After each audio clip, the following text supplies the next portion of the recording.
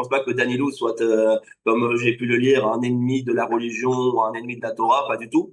Je pense simplement que c'est vraiment la ligne idéologique du sionisme religieux, c'est-à-dire de pouvoir mêler et la Torah, comme le roi David, c'est-à-dire le livre de prière dans la main droite et l'épée dans la main gauche, et d'unir les deux. Après plusieurs semaines de tension, Benyamin Netanyahou a dû reculer. Les primaires du Likoud auront finalement lieu le 4 août, comme le prévoit la tradition du parti. Le Premier ministre souhaitait en effet modifier les règles de désignation des candidats afin de renforcer son contrôle sur la future liste. Alors, comment je reprends. Après plusieurs semaines de tensions internes, Benyamin Netanyahou a dû reculer. Les primaires du Likoud auront lieu finalement le 4 août, comme le prévoit la tradition du parti. Le Premier ministre souhaitait en effet modifier les règles de désignation des candidats afin de renforcer son contrôle sur la future liste. Alors pour parler de cette situation et pour parler d'autres sujets comme la loi fondamentale sur l'étude de la Torah, nous sommes heureux de recevoir ce matin David Sadoun. David, bonjour, merci d'être avec nous ce matin sur Studio Kalita. Bonjour Olivier. Je rappelle, pour ceux qui l'ont oublié, que vous êtes fondateur d'un parti qui s'appelle Ardout les Israël, le premier parti francophone en Israël. On va en parler quelque peu. On va parler de sujets politiques, mais d'abord, je voudrais, comme vous habitez Netanya, hein, David Sadoun, je voudrais que vous nous parliez du malheur qui est arrivé sur la ville de Netanya avec ce meurtre, hein, puisque c'est le Rav Guetta qui a été assassiné cette semaine à Netanya. Vous connaissiez bien le Rav Guetta ? Oui, effectivement, je l'avais visité plusieurs fois pour prendre des brachot, des bénédictions. C'était le tzaddik, le grand tzaddik de la ville, le pilier spirituel de la ville. Et bien entendu, son aura dépassait largement Netanya. Hein. C'est tout Israël aujourd'hui, je pense, qui est en deuil. Voilà, c'est un rave qui était très très spécial. Il y a des milliers de témoignages. Il est connu surtout, on va dire, de ce que j'ai entendu pour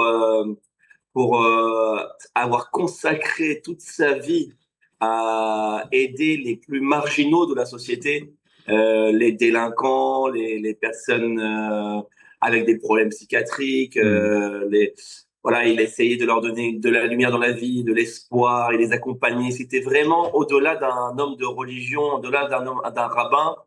De ce que je ressens et des témoignages, je vois que c'était vraiment un père. Ouais. Un père pour beaucoup de monde, de milliers. On a vu la Levaya, l'enterrement, des milliers d'Israéliens, de jeunes Israéliens qui pleurent, qui pleurent d'une manière comme s'ils avaient perdu vraiment un père au-delà d'un homme de religion. Ouais, c'est une grande perte, hein, c'est une grande perte pour la ville de Netanya, bien entendu, et pour tout ce qu'il a fait, comme vous nous l'expliquez, pour ces jeunes un peu marginaux. On a très peu d'informations encore sur les circonstances. En tout cas, on sait qu'il a été poignardé, que celui qui l'a poignardé a été arrêté. On sait très peu de choses sur les raisons de... On a très peu de détails encore. De ce que j'ai entendu de première information, je ne sais pas encore si c'est confirmé ou non, mais ce serait une personne non juive qui a été en processus de conversion. Et il a eu, à mon avis, quelques difficultés dans le processus de conversion. On sait que le processus de conversion dans le judaïsme n'est pas simple. La halakha, la loi juive, implique certaines conditions compliquées, contrairement à d'autres religions. Et apparemment, il était insatisfait parce qu'il y a eu des problèmes à ce niveau-là. C'est ce que j'aurais entendu, mais à confirmer. Une enquête est ouverte en tout cas, et on aura sans doute plus d'informations au fil des semaines.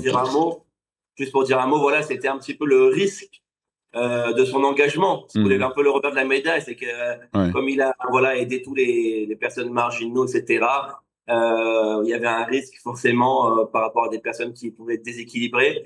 Et ça rappelle aussi le fameux assassinat de Rabbi Elazar il y a 15 ans tout juste, à la même date, qui avait été aussi assassiné par un de ses élèves ou une des personnes qui le fréquentaient.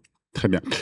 On va parler de sujets plus terre à terre, de sujets politiques, hein. Alors, comme je l'ai dit, vous avez fondé un parti, le parti Ardout Israël, un parti francophone israélien, vous étiez jusqu'à encore pas très longtemps membre du Likoud. Au Likoud, cette semaine, il y a eu beaucoup de choses qui se sont passées, particulièrement cette histoire autour des primaires du Likoud. Binyamin Netanyahou voulait un peu changer les règles des primaires. Il voulait s'octroyer le droit d'avoir 10 places, je crois, c'était dans les 30 premières places où il pouvait nommer des personnes qu'il désirait. Il a dû faire face à une opposition de certains députés du Likoud qui n'ont pas accepté cette proposition. Est-ce que vous avez l'impression quand même qu'aujourd'hui, ça met un peu en cause est-ce que Binyamin Netanyahou est affaibli un peu par rapport à cette situation? Alors, il faut savoir d'abord que depuis toujours, lors des primaires du Likoud, le chef du parti, Binyamin Netanyahou, que ce soit lui ou quelqu'un d'autre, a le droit d'avoir ce qu'on appelle des chirionymes, c'est-à-dire des personnes qui sont directement parachutées sur la liste des primaires. Aux dernières primaires, il en a eu 5. Disons qu'à chaque fois, c'est à peu près 5, 6 personnes. C'est vrai que là, il a exigé plus de chirionymes pour avoir essayé de garder un peu plus de contrôle sur la liste, parce que je pense qu'il a eu beaucoup de difficultés pendant ce mandat de faire respecter ce qu'on appelle la mishmat coalitionniste, c'est-à-dire le fait qu'il y a que les députés respectent les ordres de la coalition, comme on le voit notamment avec la loi fondamentale sur l'étude de la Torah qui a été votée, où il y a plusieurs députés du Likoud, dont Dani Louz, qui ont voté contre. Et donc, je pense que c'est surtout par rapport à ça qu'il a cherché à essayer de demander à doubler son nombre de chirionymes pour garder plus de contrôle sur la liste. Mais après, voilà, ça reste un tiers, plus ou moins, du nombre de députés, puisque le Likoud a toujours en moyenne 30 députés. Et donc, il y a tout de même 2 tiers qui vont être choisis par les électeurs du Likoud. Donc, c'est vrai que là, il cherche vraiment à augmenter son contrôle sur la liste, mais ça reste quand même plus ou moins limité. Donc, en fait, Binyamin Netanyahou continue, même s'il a menacé de quitter le Likoud si on n'acceptait pas sa proposition. On remarque quand même que Binyamin Netanyahou continue à avoir une main très importante, un contrôle très important sur le Likoud.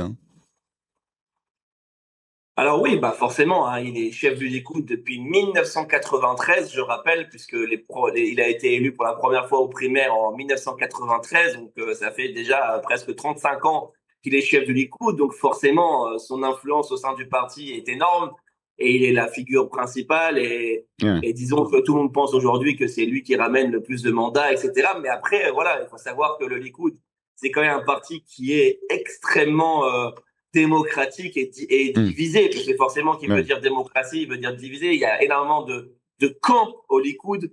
Les primaires créent beaucoup de camps. On a le camp de Nir Barkat, le camp de Amir Ohana, de Miri Regev, etc. Alors, c'est vrai qu'aujourd'hui, ils sont tous derrière la personnalité de Benjamin Netanyahou, puisque les électeurs, aujourd'hui, la plupart des électeurs du Likoud veulent Netanyahou à la tête du Likoud. Mais malgré tout, moi qui étais au sein du Likoud, je voyais il y avait beaucoup de personnes qui avaient des contrôles des bases d'électeurs au Likoud, comme David Bitan, comme Chaim Katz, qui était chef de la Taasiya Avirit, c'est-à-dire là où il y a les travailleurs, les employés des aéroports. Et donc, il avait un contrôle sur les électeurs et sur les primaires du Likoud. Et cela, ça dépendait pas de Benjamin Netanyahou. Donc, oui, bien sûr qu'il est personnalité très importante au Likoud, mais il n'a pas toute l'influence non plus. Très bien, on va parler d'un autre sujet. C'est aussi lié, c'est une loi qui est passée mercredi soir à la Knesset concernant une loi fondamentale concernant l'étude de la Torah, comme quoi l'étude de la Torah a été reconnue comme une valeur fondamentale de l'État d'Israël. Est-ce que vous vous réjouissez de l'adoption de cette loi? Disons que le sentiment, il est partagé. Parce que, évidemment, en tant que juif pratiquant en Israël, sur la Terre Sainte, en théorie, on est tous heureux de voir l'étude de la Torah comme valeur reconnue. Je pense que c'est pas ça vraiment qui est le plus, qui crée le plus polémique. Je pense que en soi, en tant que tel, tout le monde serait d'accord, une grande partie de la population israélienne serait d'accord et aurait envie que l'étude de la Torah soit reconnue. C'est surtout le contexte par rapport à évidemment l'enrôlement, la question de l'enrôlement des orthodoxes dans le Sahel et le contexte dans lequel elle a été passée cette loi. Évidemment, pour ma part, mettre sur le même plan celui qui étudie la Torah et celui qui s'engage dans l'armée, c'est une erreur pour moi parce que dans la Torah elle-même, l'armée et défendre la terre d'Israël et défendre son peuple est une valeur aussi essentielle. Tous les grands personnages de la Torah, notamment le roi David, l'un des plus grands personnages, était avant tout un guerrier, un grand guerrier, avant d'être un homme de foi et un homme spirituel. Il a mené toutes les guerres d'Israël, le fameux combat connu contre Goliath. Et donc, c'était le premier sur le front. Et même à l'époque du Temple, ceux qui étaient sur le front, c'était d'abord et avant tout les religieux. Ceux qui avaient un grand niveau spirituel, c'est eux qui allaient en premier au front. C'est-à-dire qu'aujourd'hui, on a complètement inversé un peu le modèle de la Torah. Ça fait 300, 400 ans, surtout ça s'est développé dans les communautés ashkénazes orthodoxes, où l'étude de la Torah est devenue centrale et on va dire voilà, on dit qu'il faut étudier la Torah toute la journée. Non, dans le modèle séfarade, par exemple, et même à l'origine, à l'époque du Temple, on ne faisait pas étudier. Ça n'existe pas, c'est une invention. Tous les rabbinim en Tunisie, au Maroc, avaient un travail à côté. Tous. Ils n'avaient pas de salaire à partir de leur poste de rabbin. Ils avaient tous un métier à côté, ils étaient tous économiquement indépendants et ils étaient tous sionistes. Je me rappelle, je sais qu'il y avait, on chantait la Tikva en Tunisie, dans les synagogues en Tunisie. Il y avait les drapeaux d'Israël. Je ne sais pas pourquoi il y a cette idée qui est venue que l'étude de la Torah doit prendre la place de l'engagement dans la vie, que ce soit au niveau du travail, ou que ce soit au niveau... C'est pas vraiment le judaïsme. Le judaïsme, le Rambam lui-même, l'un des plus grands sages d'Israël, qui était lui-même médecin, je le rappelle, le Rambam dit dans son livre de loi juive que celui qui ne fait que étudier la Torah et qui n'est pas accompagné d'un travail et d'un engagement pour la société, pour son peuple, etc., j'ai du mal à employer ces mots, mais c'est un chilou Hachem. Mais il est clair, David, que on est là dans une situation politique où on a voulu donc faire passer cette loi pour justement permettre de reconnaître les Bachurei Yeshiva comme des gens qui étudient et que c'est une valeur très essentielle de la Torah. Mais ce que je voudrais vous poser comme de l'État d'Israël, pardon, mais ce que je voudrais vous poser comme question, c'est on a vu qu'au Likoud, sans doute beaucoup pensent comme vous, mais on a vu que très peu de personnes, je crois que le seul député qui s'est opposé au Likoud, en tout cas à cette loi, c'est le député Dan Bismuth. Est-ce que si vous aviez été... Dan Illouz, pardon. Si vous aviez été à la Knesset au moment du vote, vous auriez opposé à cette loi? Oui, clairement. Moi aussi, j'aurais voté contre. Je soutiens totalement les idées de Dan Illouz. Je pense qu'on est dans la même ligne idéologique, c'est-à-dire non pas chas v'shalom d'être contre la Torah. Bien au contraire, je pense pas que Dan Illouz soit, comme j'ai pu le lire, un ennemi de la religion ou un ennemi de la Torah, pas du tout. Je pense simplement que c'est vraiment la ligne idéologique du sionisme religieux, c'est-à-dire de pouvoir mêler et la Torah, comme le roi David, c'est-à-dire le livre de prière dans la main droite et l'épée dans la main gauche, et d'unir les deux. Il n'y a pas de contradiction, en vérité, entre les deux. C'est ce qu'on veut nous faire croire dans cette société. Il y a deux extrêmes dans cette société qui veulent nous faire croire qu'il y a une contradiction entre ces deux valeurs. L'extrême orthodoxie qui, lui, veut que le livre de prière, et l'extrême gauche, on va dire, qui est vraiment une minorité dans la gauche, mais qui est très extrême et qui est anti-religieuse, et qui voudrait que l'épée et effacer le livre de prière. Alors comment vous expliquez que seul Dan Illouz s'est opposé à cette loi? Comme je vous l'ai dit, il y a aujourd'hui dans la politique, malheureusement, ce qu'on appelle la mishma coalitionniste. Je pense que beaucoup, en vérité, dans le fond, s'opposent à cette loi, mais voilà, par on va dire, peur de perdre sa place, il faut dire les choses clairement, ou par peur Peur de du dirigeant. voilà, il faut dire les choses clairement. Ils ont Voilà. pas peur de perdre sa place. Ils ont voté pour. Danny Luce, pour moi, est le seul qui a gardé ses valeurs jusqu'au bout. Très bien. C'est tout à fait honorable de sa part. Très bien. Merci beaucoup, David Sadoun, fondateur du parti Ardout l'Israël. Pour le moment, juste on termine sur ça très rapidement. Vous comptez pas vous présenter pour les prochaines élections qui doivent avoir lieu d'ici le mois d'octobre? Non, voilà, j'ai décidé de quitter le Likoud il y a 1 an et demi. Ça a mis beaucoup, beaucoup de temps pour mettre en place un parti. C'est pas facile juridiquement, administrativement, au niveau de la banque, etc. C'était un long processus. Là, ça va faire trop court pour les prochaines élections. Mais voilà, comme je vous ai dit, je suis encore jeune. J'ai 33 ans. J'ai tout l'avenir devant moi. Et Bezrat Hashem, je viendrai encore plus fort et plus solide pour les prochaines élections. Très bien. On vous souhaite beaucoup de Hatzlacha, hein, beaucoup de bonne chance. Et on saura, bien sûr, on vous retrouvera très prochainement sur Studio Canita pour parler de votre parti. Merci beaucoup, en tout cas, d'avoir été avec nous ce matin. Et Shabbat Shalom. Shabbat Shalom.